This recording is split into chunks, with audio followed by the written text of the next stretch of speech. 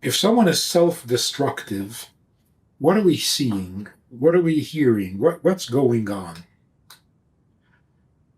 It goes against nature, really, where nature um, dictates that everything desires and pursues its own existence, preservation of matter, and so on.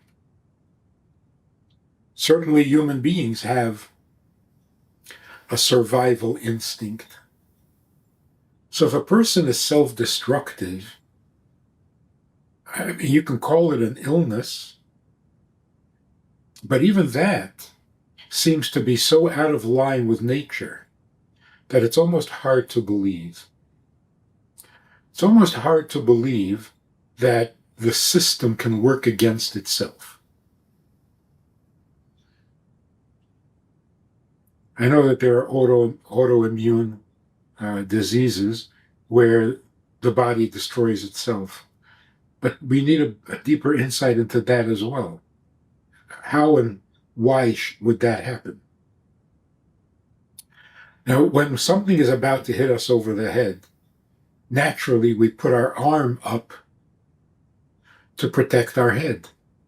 But you know your arm is going to get hurt. So are you really protecting yourself? You're just getting hit on your arm. And yet, we do that instinctively because our survival instinct. The survival instinct says, better the arm than the head. The arm is not as dangerous.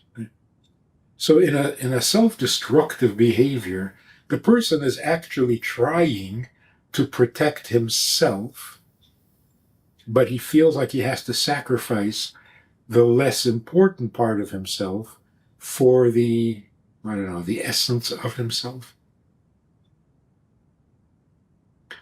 So what is it that a person is trying to protect, and from what? So a self-destructive behavior needs to be analyzed and understood as a self-defense mechanism. What am I defending? A person who would rather die than be embarrassed. Is that self-destructive? Or is that his value system? It's more valuable to me to have a clean reputation than to survive. So I'm not self-destructive. I'm making a choice based on what is most important to me. Now, how to motivate such a person to not be self-destructive? Whatever it is that makes a person desperate is always coming from the animal soul. The animal soul being mortal, being fragile, being vulnerable, is always protecting itself against bigger threats, smaller threats, even little discomforts. So it's only the animal soul that gets desperate. The animal soul is concerned mostly with survival and existence.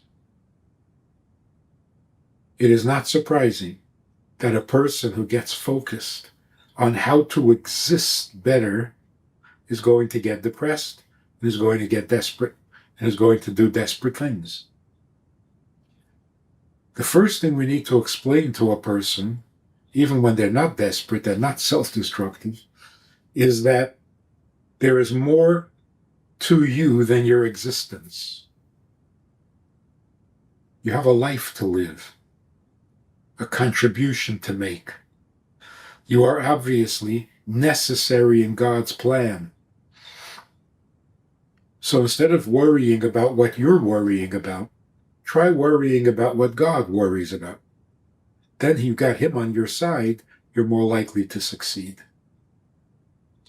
So if we're walking on God's path, He's he's got a vested interest, he is going to help us. If we're just doing our own thing, trying to protect myself, for that I'm on my own, and there's no guarantee of success. So we're not telling the person that what he is desperate about is not true, not real, not important. What we're saying is there is something much more important. Like the Alter Rebbe says in Tanya, we have to serve God with joy. Well, what if I have plenty of reason to be miserable? So the Alter Rebbe says, whatever reason you have for being miserable, that's just your animal part. That's just your human soul. And you're right. It's embarrassing. We are flawed human beings, etc., etc. But that's only half the story, and maybe not even half. The bigger part of you is that you have a godly soul, which means you have a godly mission. And whether you like yourself, whether you're impressed with yourself or not, what God needs from you is indispensable. So it's really not that important how talented you are, as long as you can get the job done. God's job. And that gives you a much greater satisfaction than trying to fix your own issues. And that's true, again, not only of a person who is self-destructive, but every child growing up needs to know this, before they become self-destructive. We have a Sunday night program for VIPs that you might be interested in. It's informal, it's questions and answers, it's conversation. It's really relaxed, it's really pleasant, enjoyable, informative, and kind of community-like. It's a Sunday night program, there's a Wednesday morning program for the VIPs, and there's a Wednesday night program. All of it just conversation, casual, laid back, unscripted. So join us, take a look, click the link below, and see which of the three suits you best, and join us for some enjoyable conversation.